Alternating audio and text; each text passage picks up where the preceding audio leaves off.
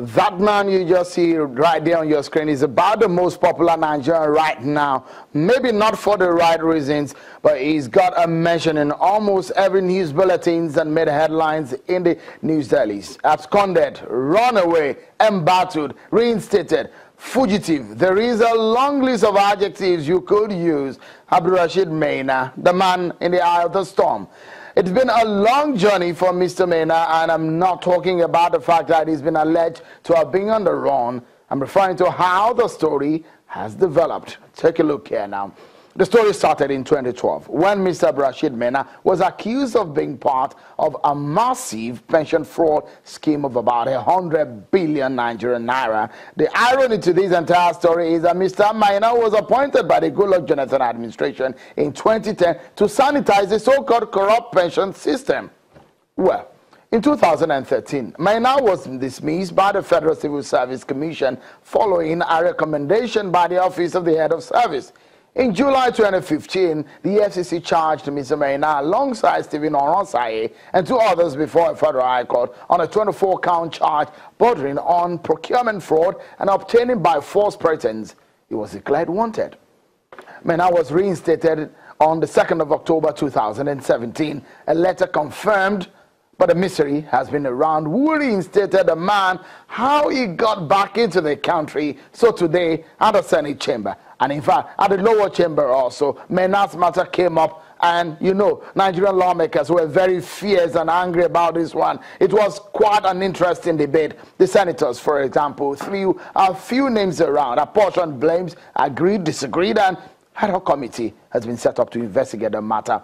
Well, there are many questions begging for answers. Has anyone seen Mr. Maina? Did he actually resume work? Let's get talking, everyone. Senator Shehu Sani joins us from our Abuja studio. And here, as a friend of the house, a regular analyst on Channels Television, a lawyer, a friend of the house, GT Ogunye, is here with me in our Lagos studio. Many thanks, gentlemen, for coming on the program. Let me first and foremost start with this. Senator Sani, you were tweeting this afternoon, and some of your tweets are very interesting. Let me quickly show our viewers there. You said corruption has become a cat with 9 lives. It used to be hosted under the shade of an umbrella. Now it's swept under the carpet. What is the definition of cabalocracy? You also tweeted, and this third one, saying the referee ruled that Mainaldo's goal was offside. That was after the spectators protested. The linesmen blaming each other. So many proverbs there, so many words that you have used, which are begging for you to give us a sense of what does this mean when you say corruption is now like a cat of 9 lives. And you did also say how you've described how corruption is being fought under your own party, the APC. What do you make of all of these, Senator Sani? Thank you very much. Well, first of all, the issue of Maina in the last few days dominated the national space and national discourse. And today, in the Senate, an order was raised by Senator Hamman Misau, where he brought the attention of the Senate to the issue of Maina, and a decision was taken to set up an ad hoc committee.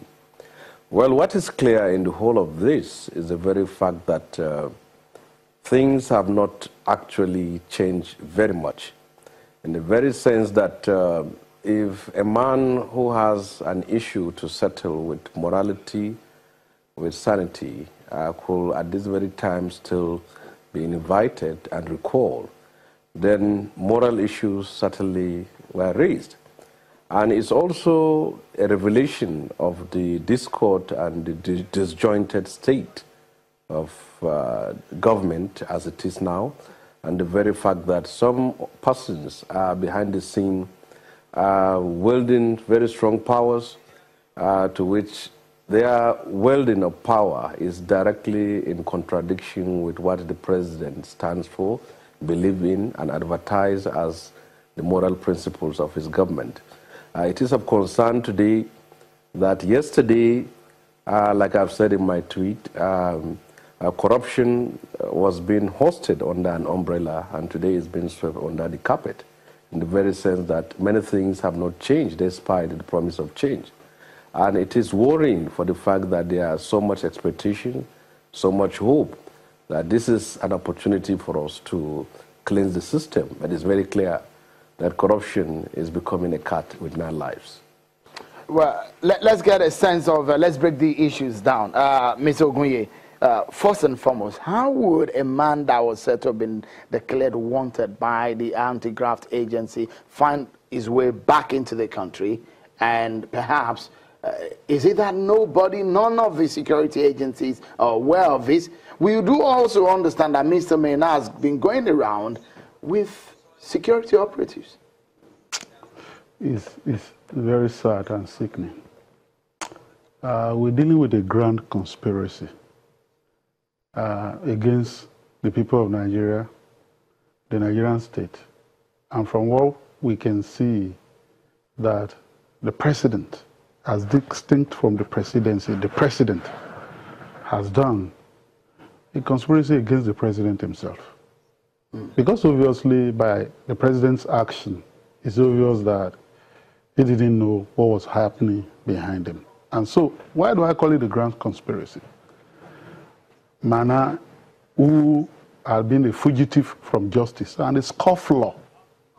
A scofflaw in the... A scofflaw in the sense that he's defied the Nigerian state. He's defied every institution. He defied the 7th Senate. He defied the FCC, which is in the executive branch of government. He defied the court. Mr. Ogunye, just a moment. You're a lawyer, and I want us to put this in perspective. Well, if you are saying he's a scofflaw, he's a fugitive, but it looks so much that he's not seen as such. Take a look at this.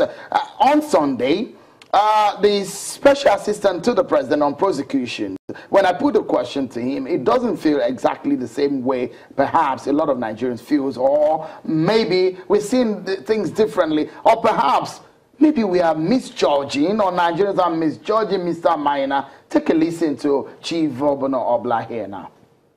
If the EFCC declared me wanted, that does not mean that I've been adjudged guilty. It is only a court of competent jurisdiction that can adjudge anybody guilty. So, are you sure that there is a charge against this man? If there is a charge against this man, has that been brought to the notice or to the attention of the permanent secretary of the ministry this man was working before? Has it been brought to the attention of the Federal Public Service Commission? Has this man been found guilty by a court of competent jurisdiction? It is not enough to say, oh, this man committed an offense or an allegation is made against him. Has he been found guilty by a court of law? I want you to convince me that he has been found guilty by a court of law. If you show me any order of a court of competent jurisdictions showing that this man was found guilty of corruption or financial crimes or economic crimes, then you can come to that conclusion. Mr. Ogunye, so many questions. Has this man been found guilty by any competent court of jurisdiction? A man who is a scofflaw, who is a fugitive, who ran away from his country, who ran away from a criminal justice process, cannot be found guilty in absentia. That's clear enough. So what Chief Obla was saying was a no-brainer. He not run away from justice. But the Nigerian law so that you work with Mr. in criminal justice does say that you are innocent until you're found guilty. He's not innocent. Unlike the American, the man is still innocent as far as we're concerned. Let me just break it down before we get confused. What happened? Mainagate absconded in 2012, 2013, and he ran away. Allegedly. Not allegedly. He ran away. The reason why he was dismissed was because of abscondment, absence from work without leave, and it is provided for in the public service rules. That was why he was dismissed. And 4 years thereafter, he then came, and somebody claimed that he was reinstating him. And so before we get confused, let me just break it down. And the Senate asked him to come. He refused to come. He went to court, violated a fundamental rights enforcement procedure application to injunct the Senate. Now, by 2015, he had been charged to court by the FCC, and he was supposed to be in court. He was declared wanted because there was an order for his arrest, a warrant of arrest. What has happened was that by stealth and deception, that order for his arrest, that warrant for his arrest, was vacated by a magistrate court. And the Attorney General, who triggered this whole thing.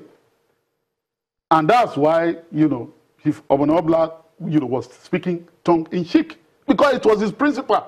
The person is working with the trigger of the whole thing. Really? Yes. And so the Attorney General then wrote a memo, wrote a letter to the Federal Civil Service Commission, stating that since that warrant had been vacated, it should be reinstated. Whereas his sack in the first instance was predicated on his abscondment. Okay. And once he did that, the Federal Civil Service Commission met, deliberated on it, called on the head of service to look into it and recommend to the Ministry of Interior that they should deliberate on it.